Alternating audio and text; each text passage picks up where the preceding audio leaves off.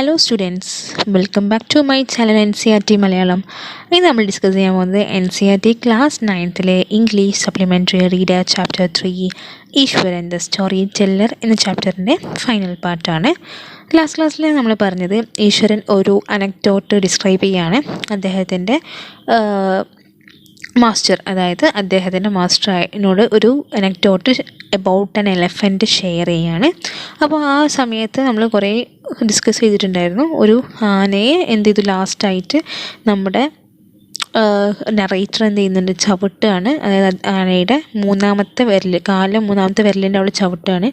അതിനുശേഷം elephant head to toe shiver ചെയ്യാൻ തുടങ്ങി. എന്നിട്ട് എലഫൻറ്റ് എന്ത് ചെയ്തു, കൊലാപ്സ്ഡായി. അതായത് എലഫൻറ്റ് താഴേക്ക് വീണു. അതിനുശേഷമുള്ള കാര്യങ്ങളൊക്കെയാണ് നമ്മൾ ഇന്നത്തെ ക്ലാസ്സിൽ ഡിസ്കസ് ചെയ്യുന്നത്. At this point, Iswaran would leave the story unfinished and get mumbling, "I will back." After lighting the gas and warming up the dinner, Mahendra, who had been listening with a rapt attention, would be left hanging. അപ്പോൾ ഈ പറയുന്ന എന്താ വെച്ചാൽ, ഈ ഒരു സ്റ്റോറിയൊക്കെ full finish ആക്കാതെ എന്ത് ചെയ്യും, നമ്മുടെ ഈശ്വരന് ഓരോന്ന് പിറുപിറുത്തിട്ട് എന്ത് ചെയ്യും, എനിക്ക് ഗ്യാസ് കത്തിക്കാനുണ്ട്, എന്നിട്ട് വേണം ഡിന്നർ ചൂടാക്കാമെന്ന് പറഞ്ഞിട്ട് നമ്മുടെ ഈശ്വരൻ്റെ പോകും. ഈ സമയത്തിൽ മഹേന്ദ്രനാവട്ടെ, എന്താണ് സൂപ്പർവൈസർ ആവട്ടെ, ഈ ഒരു ഇതൊക്കെ കാതു കൂർപ്പിച്ച് ഇങ്ങനെ ഇതൊക്കെ ഇരിക്കുകയാണ്. എന്താണ് ഈ സ്റ്റോറി എന്നൊക്കെ പറഞ്ഞിട്ട് ഇങ്ങനെ ഇരിക്കുകയാണ്. When he return, Eshwaran would not pick up the thread of the story right away. Mahendra would have to remind him that the conclusion was pending. അപ്പോൾ ഇനി തിരിച്ചു വന്നാൽ ഈശ്വരൻ എന്ത് ചെയ്യില്ല, ഈ ഒരു സ്റ്റോറിയുടെ ബാക്കിയൊന്നും പറയാൻ നിൽക്കില്ല. മഹേന്ദ്ര എന്ത് ചെയ്യണം, ഓർമ്മിപ്പിക്കണം. അതായത് ഇതിൻ്റെ ബാക്കി പറയാനുണ്ട്, കൺക്ലൂഷൻ ബാക്കിയാണെന്ന് പറയാൻ നിൽക്കണം. Well, a veterinary doctor was summoned to revive the animal. അപ്പോൾ ബാക്കി ഇനി പറയാണ്, ഒരു വെറ്റിനറി ഡോക്ടറെ വിളിച്ചു വരുത്തി. എന്നിട്ട് ആനിമലിനെ തിളയ്ക്കാൻ വേണ്ടിയിട്ട് പറഞ്ഞു. Iswaran would struck casually. 2 days later, it was led away by its maho to the jungle. കാഷ്വലായിട്ട് ഈശ്വരൻ പറഞ്ഞു, 2 ദിവസം കഴിഞ്ഞതിന് ശേഷം അതിൻ്റെ പാപ്പാനെ കൊണ്ടുവന്നിട്ട് അതിനെന്ത് ചെയ്തു, ജംഗിളിലേക്ക് തന്നെ, അതായത് ഫോറസ്റ്റിലേക്ക് തന്നെ തിരിച്ചു കൊണ്ടുപോയി. Well, how do you manage to do it Ishwaran? How did you bring down the beast? അപ്പോൾ നിങ്ങൾ എങ്ങനെയാണ് അതിനെ മാനേജ് ചെയ്തത്, അതിനെ എങ്ങനെ തിളയ്ക്കാൻ വേണ്ടിയിട്ട് അല്ലെങ്കിൽ അതിനെ എങ്ങനെ ഒതുക്കാൻ എങ്ങനെ മാനേജ് ചെയ്തതെന്ന് ഈശ്വരനോട് ചോദിക്കുകയാണ്. It has something to do with a Japanese art. I think sir karate or jujitsu it is called. I had read about it somewhere. It temporarily paralyses the nervous system, you see. അപ്പോൾ ഇങ്ങനെ പറയാണ്, അതിനൊരു Japanese art ഉണ്ട്, അതിന് കരാറ്റെ എന്നോ ജിജുത്സു എന്ന് അങ്ങനെന്തോ ആണ് പറയാം. ഞാൻ എവിടെയോ അത് വായിച്ചിട്ടുണ്ട്. അപ്പോൾ അതെന്ത് ചെയ്യും, ടെമ്പററിലി തൽക്കാലത്തേക്ക് അതിൻ്റെ നെർവസ് സിസ്റ്റത്തിന് എന്ത് ചെയ്യും, ഒന്ന് പാരാലിസിസ് ആക്കും, അല്ലെങ്കിൽ ഒന്ന് ജസ്റ്റ് ഒന്ന് സ്റ്റോപ്പ് ചെയ്യിപ്പിക്കും എന്നുള്ള രീതിയിൽ പറയാണ്. You see, not a day passed without Iswaran recounting same story or some story packed with adventure, horror and suspense. Whether the story was credible or not, Mahendra enjoyed listening to it because of the inimitable way in which it was told. Iswaran seemed to more than make up for the absence of TV in Mahendra's living quarters. അപ്പോൾ ഒരു ദിവസം ഇല്ലാതെ ഈശ്വരൻ എന്ത് ചെയ്യും, ഇങ്ങനെ ഓരോ story, അതിൽ മിക്കവാറും അഡ്വഞ്ചർ ഉണ്ടാവും, ഹൊറർ ഉണ്ടാവും, സസ്പെൻസ് എല്ലാം ഉണ്ടാവും. ഇനി സ്റ്റോറി എങ്ങനെ ആയിക്കോട്ടെ അല്ലേ, സ്റ്റോറി ക്രെഡിബിളോ അല്ലേ ആയിക്കോട്ടെ, അതായത് വിശ്വസിക്കത്തക്ക രീതിയിലായിക്കോട്ടെ, ആയാലും അല്ലെങ്കിലും മഹേന്ദ്ര എന്ത് ചെയ്യും, ഈ പറയുന്ന കഥകളൊക്കെ നല്ല രീതിയിൽ എൻജോയ് ചെയ്യുക അല്ലെങ്കിൽ കേൾക്കാറുണ്ട്. കാരണം അത് അത്രത്തോളം നല്ല രീതിയിലാണ് ഈശ്വരൻ എന്ത് ചെയ്യുന്നത്, പ്രസൻറ്റ് ചെയ്യുന്നത്. അപ്പോൾ ഈശ്വരന് seemed to be more than make up for the absence of a TV in Mahendra's living quarters. അപ്പോൾ ഈശ്വരന് എന്ത് ചെയ്യാൻ പറ്റും, നമ്മുടെ മഹേന്ദ്രയുടെ ക്വാർട്ടേഴ്സിൽ TV ഇല്ലെങ്കിലും ആ TVയുടെ ആബ്സെൻസ് എന്ത് ചെയ്യും, അദ്ദേഹത്തിന് മേക്കപ്പ് ചെയ്യാൻ പറ്റും. കാരണം നല്ലൊരു സസ്പെൻസ് ത്രില്ലറൊക്കെ നമ്മുടെ ഈ മഹേന്ദ്രയ്ക്ക് പറഞ്ഞു കൊടുക്കുന്ന ഈശ്വരനാണല്ലോ. One morning, when Mahendra was having breakfast, Iswaran asked, "Can I make something special for dinner tonight, sir? After all, today is an auspicious day. According to the tradition, we prepare various delicacies to feed the spirit of our ancestors today, sir." അപ്പോൾ ഒരു ദിവസം മഹേന്ദ്ര ഇങ്ങനെ breakfast കഴിക്കുന്ന സമയത്ത് ഈശ്വരൻ ചോദിക്കുകയാണ്, ഞാൻ ഇന്ന് ഡിന്നറിന് എന്തെങ്കിലും സ്പെഷ്യലായിട്ട് ഉണ്ടായിക്കോട്ടെ, ഇന്ന് നല്ലൊരു ദിവസമാണ്. ഇന്ന് നമ്മുടെ ട്രഡീഷൻ അനുസരിച്ച് ഇങ്ങനെ സ്പിരിറ്റുകൾക്കും അതുപോലെ തന്നെ പഴയ ആൾക്കാർക്കൊക്കെ എന്ത് കൊടുക്കുന്നതാണ്, ഫുഡ്, ഇങ്ങനെ ഒരു നല്ല അടിപൊളി ഫുഡൊക്കെ വെക്കുന്ന ദിവസമാണ്, ഒരു നല്ലൊരു ഡെലിക്കസീസൊക്കെ ഉണ്ടാക്കുന്ന ദിവസമാണെന്ന് പറയാണ്. The night Mahendra enjoyed the most delicious dinner and complimented Ishwaran on his culinary skills. He seemed very pleased, but unexpectedly launched into most garish account involving the supernatural.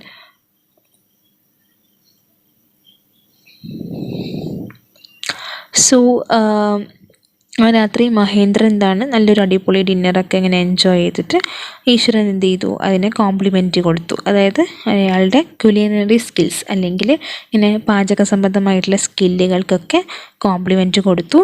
അതിന് ശേഷം അയാൾ ഭയങ്കര പ്ലീസ്ഡായി. എന്നിട്ട് എന്ത് ചെയ്തു, ഒരു സൂപ്പർ നാച്ചുറൽ സ്റ്റോറിക്ക് വേണ്ടിയിട്ടുള്ള ആരംഭം തുടങ്ങി. അതായത് സൂപ്പർ നാച്ചുറൽ സ്റ്റോറി പറയാൻ വേണ്ടിയിട്ട് സ്റ്റാർട്ട് ചെയ്യാൻ നിൽക്കുകയാണ് കേട്ടോ.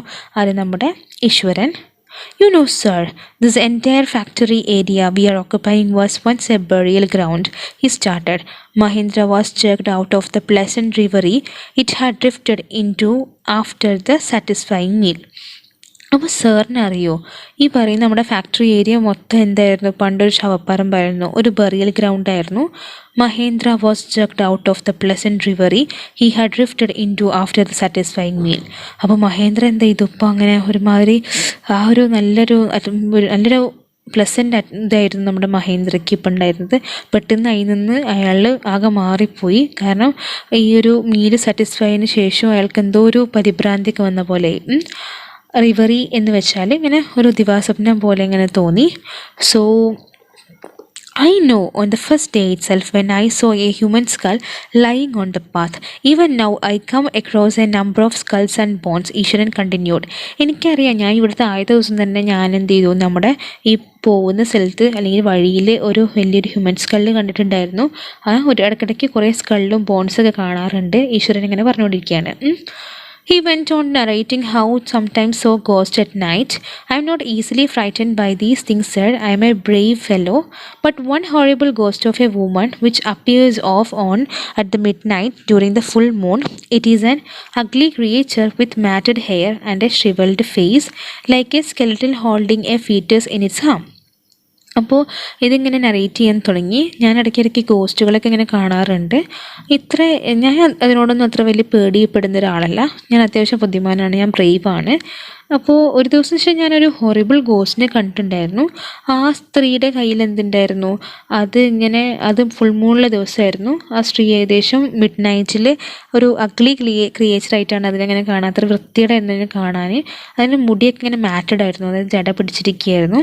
പിന്നെ ഫേസൊക്കെ ഇങ്ങനെ ഷ്രിവൽഡ് ആയിരുന്നു, അങ്ങനെ ചുളുങ്ങിയ ഫേസായിരുന്നു. അതൊരു സ്കെൽട്ടൻ പോലെയായിരുന്നു. എന്നിട്ട് അതിൻ്റെ കയ്യിൽ എന്ത് ചെയ്യുന്നുണ്ട്, ഒരു ഗർഭസ്ഥ ശിശു അല്ലെങ്കിൽ ഒരു ഇങ്ങനെ ഭ്രൂണത്തിനെ ഇങ്ങനെ ഫീറ്റസിനെ ഇങ്ങനെ അതിൻ്റെ കയ്യിൽ ഇങ്ങനെ പിടിച്ചിരിക്കുന്നതാണ് ഞാൻ കണ്ടത്.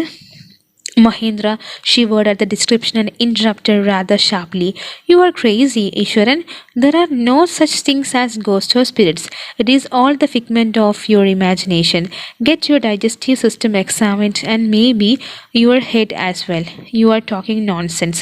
അപ്പോൾ മഹേന്ദ്ര ഈ ഒരു ഡിസ്ക്രിപ്ഷനൊക്കെ കണ്ടിട്ട് ആകെ പേടിച്ചുപോയി.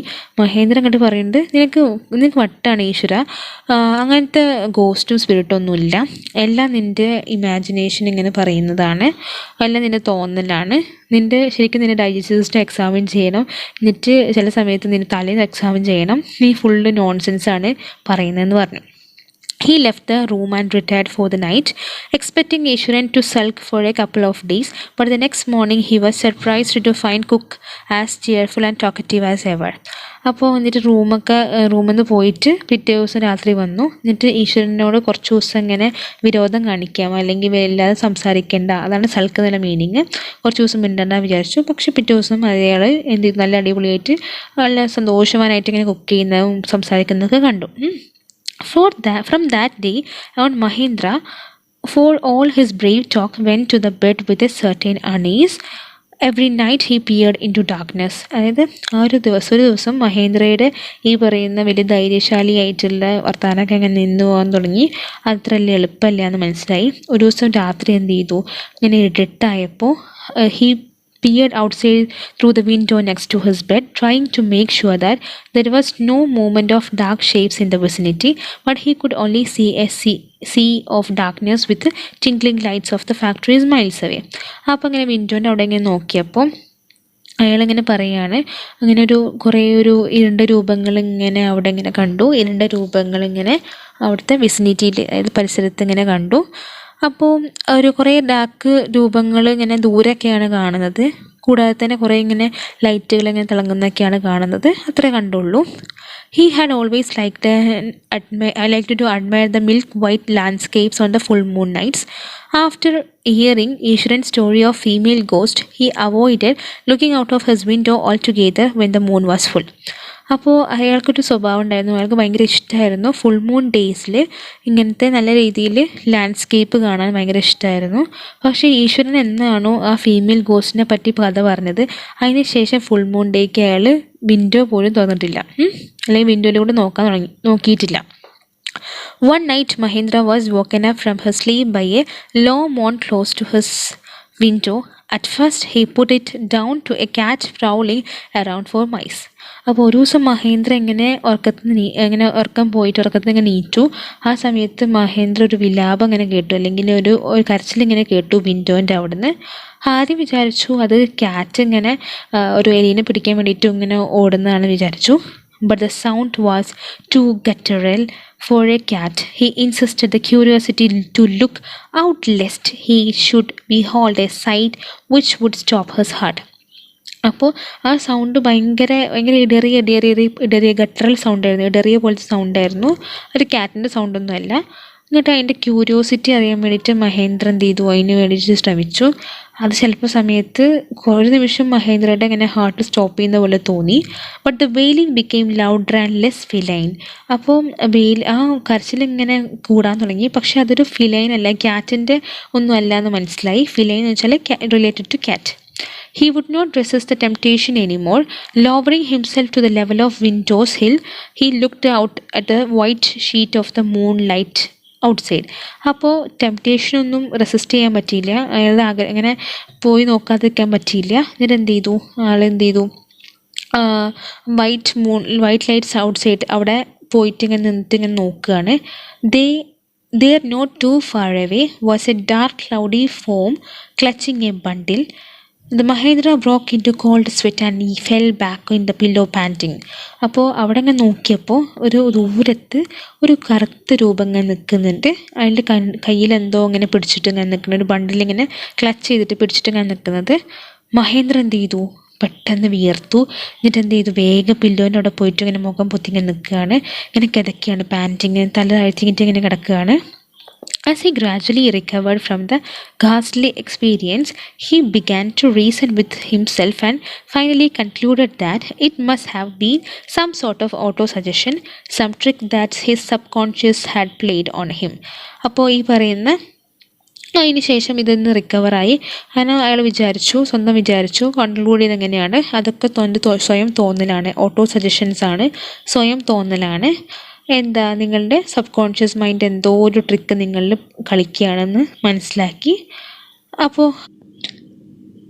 by the time he had got up in the morning, had a bath and came out to have his breakfast, the horror of the previous night had faded from his memory. അപ്പോൾ പിറ്റേ ദിവസം രാവിലെ നീറ്റിട്ട് ഒരു കുളിയൊക്കെ കഴിഞ്ഞ ശേഷം breakfast കഴിക്കാൻ വന്നപ്പോൾ ഇങ്ങനത്തെ ഹൊറർ ആ ഒരു എക്സ്പീരിയൻസ് ഒക്കെ ഇങ്ങനെ മനസ്സിൽ നിന്ന് ഇങ്ങനെ മായുകൊണ്ടിരിക്കുകയാണ്. ഈശ്വരൻ greeted him at the door with his lunch packet and his bag.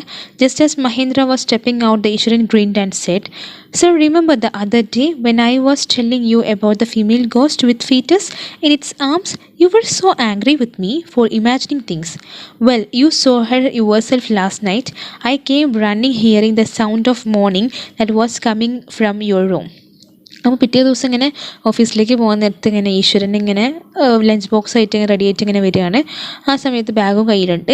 മഹേന്ദ്രയോട് ഇങ്ങനെ പറഞ്ഞു, ചിരിച്ചുകൊണ്ട് ഇങ്ങനെ പറഞ്ഞു, നിങ്ങളന്ന് ഞാൻ ഗോസ്റ്റിനെ പറ്റി, ഫീമെയിൽ ഗോസ്റ്റ് കയ്യിൽ ഫീറ്റസ് ഇങ്ങനെ കൊണ്ടു കിടക്കുന്നതിനെ പറ്റി പറഞ്ഞപ്പോൾ എന്നോട് ദേഷ്യപ്പെട്ടു. ഞാൻ എല്ലാ കാര്യങ്ങളും ഇങ്ങനെ സങ്കല്പിച്ച് ആലോചിച്ചെടുക്കുകയാണെന്നാണ് പറഞ്ഞത്. പക്ഷേ ഇന്നലത്തെ ദിവസം ഞാനൊരു കാര്യം മനസ്സിലാക്കി. ഞാൻ നിങ്ങളുടെ റൂമിലേക്ക് ഇങ്ങനെ ഓടി വരികയായിരുന്നു. അതിൻ്റെ ഉള്ളിൽ നിന്ന് ഞാനിങ്ങനെ കരച്ചിൽ കേൾക്കുന്നുണ്ടായിരുന്നു നിങ്ങളുടെ റൂമിൽ നിന്ന്. അപ്പോൾ ഇപ്പോൾ നിങ്ങൾക്ക് വിശ്വാസമായില്ല രീതിയിൽ സംസാരിക്കുകയാണ്. A chill went down Mahendra's spine. He did not wait for Iswaran to complete his sentence. He hurried away to his office and handed in his papers, resolving to leave the haunted place the very next day. അപ്പോൾ പിറ്റേ ദിവസം എന്ത് ചെയ്തു, ആ സമയത്ത് ഭയങ്കര ഒരു തണുപ്പ് കയറി മഹേന്ദ്രയുടെ നെറ്റിലൂടെ. അപ്പോൾ കൂടുതലൊന്നും ഈശ്വരൻ പറഞ്ഞത് കേൾക്കാൻ വേണ്ടി നിന്നില്ല. അപ്പം തന്നെ ഓഫീസിലേക്ക് ഓടിയിട്ട് കുറേ പേപ്പേഴ്സൊക്കെ ഹാൻഡ് ഓവർ ചെയ്തു. എന്നിട്ട് പറഞ്ഞു ആ ഒരു ഹോണ്ടഡ് പ്ലേസിൽ നിന്ന് ലീവ് ചെയ്യാനുള്ള ഒരു പേപ്പേഴ്സൊക്കെ ആയിരുന്നു അവിടെ ഓഫീസിലേക്ക് കൊടുത്തത്. അത് അത്രയും പേടിപ്പെടുന്ന സ്ഥലത്തുനിന്ന് രക്ഷപ്പെടാനായിരുന്നു ഓഫീസിലേക്ക് അദ്ദേഹം ഓടിയത്. ഈ ഒരു സ്റ്റോറി ചെയ്തിരിക്കുന്നത് RK ലാക്സ്മാനാണ്. നിങ്ങൾ കേട്ടിട്ടുണ്ടാവും. അദ്ദേഹം ഒരു ഫേമസ് ഇന്ത്യൻ കാർട്ടൂണിസ്റ്റാണ്. അപ്പോൾ നിങ്ങൾക്ക് വീഡിയോ ഇഷ്ടമായാൽ നിങ്ങൾ ലൈക്ക് ചെയ്യുക, ഷെയർ ചെയ്യുക, നിങ്ങളുടെ ഫ്രണ്ട്സിനൊക്കെ മാക്സിമം ഷെയർ ചെയ്യുക. അടുത്ത ക്ലാസ്സിൽ കാണുന്നവരേക്കും thank you everyone and thank you so much.